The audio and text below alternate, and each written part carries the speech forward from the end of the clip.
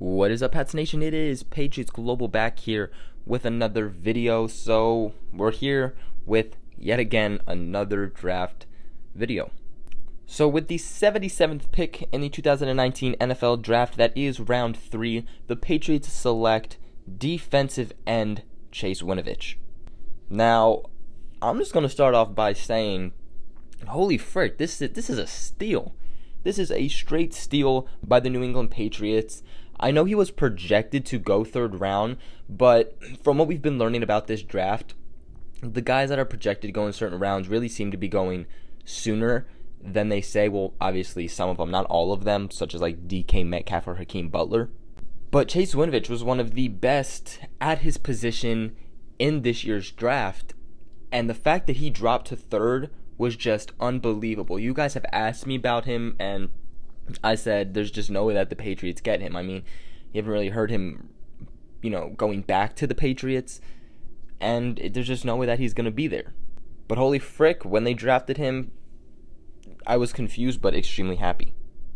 So the NFL has him graded as a chance to become an NFL starter. He definitely should be a guy that the Patriots plug in right away and should have an impact. He's coming out of Michigan, and right away, I mean, who do you think of when it comes to Michigan? You think of Tom Brady. When Chase Winovich actually got drafted, he posted a picture of him and Tom Brady when he met Tom Brady when Brady visited Michigan, and Chase Winovich met him. So I think Brady will really like him.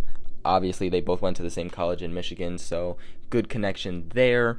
He's a pretty big guy. He's 6'3", 256 pounds with good lengthed arms. Obviously, when you look at this guy, there's one guy that you always think of, and that's Clay Matthews, and I mean, rightfully so. He's a fairly fast defensive end, I will definitely say that. He ran a 4.59 in his 40-yard dash and had 18 bench presses. Last year, he led Michigan with 17 tackles for loss, and among those were 69 total stops, and 5 of those went for sacks. So straight off the bat, by watching this guy, by looking at his stats, he is someone who is very, very good when it comes to stopping the run, and not just stopping the run at, a few yards or the line of scrimmage. A guy that literally gets to the ball carrier right when the ball has been giving off. So last year, he had 15.5 tackles for loss last year. Year before that, he had 19 tackles for loss. Year before that, he had 8.5.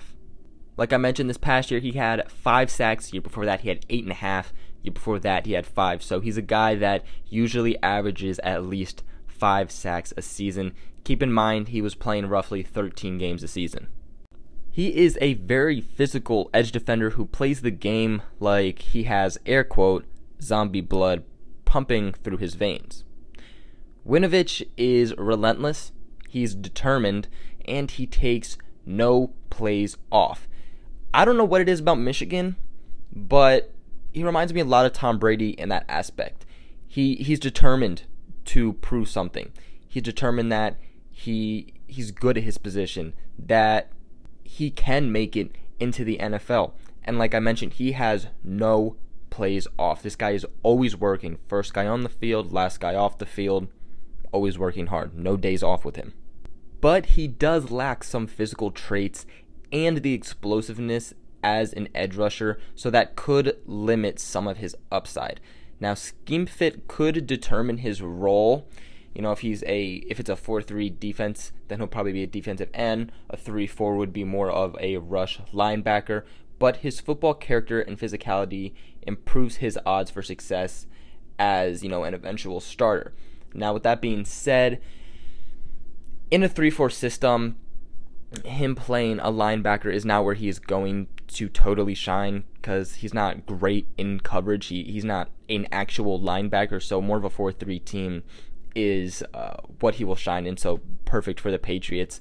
But he's a guy who I'm sure they will move to DT at some points, but will mainly have him at defensive end. You can drop him back into coverage, when needed. Obviously, just not dropping him back into coverage every snap that he's there, but he has the ability to be able to do so. Like I mentioned earlier, he's very good at stopping the run.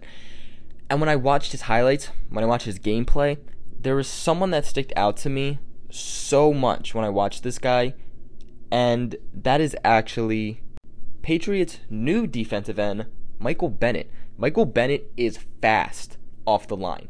Michael Bennett just somehow slips through, the guys on his team, the other offensive linemen, the running backs. He just slips through everyone and goes unnoticed. He's a strong guy who pushes the pocket back and gets to the ball carrier before he even reaches a line of scrimmage. If you have Michael Bennett on that team and you have Chase Winovich on the other, like this team in stopping the run should, without a doubt, have taken 10 steps up by the time next season starts. So some things you guys should like about his play style, some things you should like about him in general, is that he is rabid. He has very physical play demeanor. He's fueled by a chip on his shoulder and a gas tank full of energy. He has a good first step in his quickness. He punches and works to the edge for quick discards at point of attack. When it comes to the inside, he's very seamless and he attacks to disrupt as one gapper. He plays whatever role he is asked to do. He's not a guy that will turn down and say, I can't do that, I won't do that. Whatever the coach will have him do, he will do it in the scheme that he is in, and he is willing to do the dirty work. He has urgent feet and good pursuit mobily, so when I hear that, he's a guy that can go from sideline to sideline. Like I mentioned, for a defensive end, he has some pretty nice speed. But what I also think of is containing the quarterback.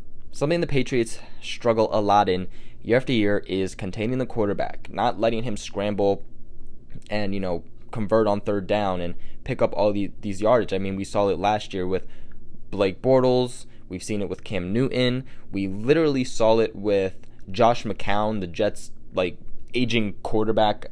It makes no sense how the Patriots let pretty much every quarterback scramble all over them. And a big part of that was that you had Adrian Claiborne on one side. He was a good pass rusher, but he could not stop the run. He could not contain a cornerback by any means. Now you have Michael Bennett on one side, you have Chase Winovich on the other, guys who can really block shed, who can both be mobile and will not just let a quarterback get around them. Now, something you could take good or bad, I think you can do both honestly, is that he slams into the ball carrier and tries to leave a mark.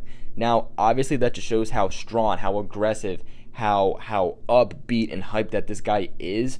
But at the same time, we all know that the NFL is getting super crazy with trying to become safer, and you can literally barely touch the quarterback anymore without it being roughing the passer.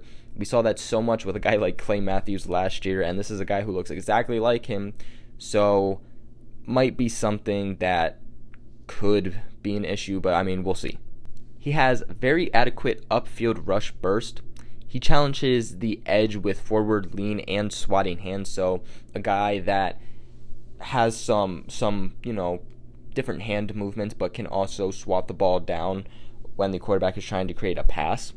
He has decent flexion to rip and bend the edge.